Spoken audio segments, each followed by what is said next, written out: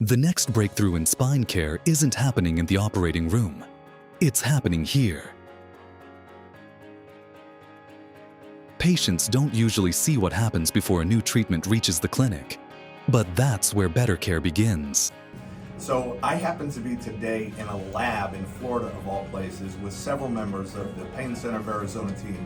And as you know, we are working on being pioneers in spinal space.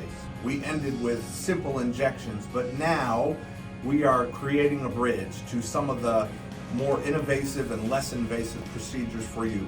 Spinal stenosis is something that many of you suffer with. It used to be that the solve was this huge, big surgery with lots of plates and screws and long hospitalizations. Well, the Pain Center of Arizona is working here in the lab to help develop less invasive decompression therapies and instruments that are really going to help make a difference for you.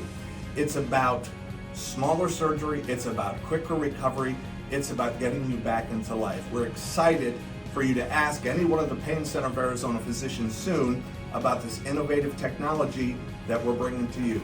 Thanks again.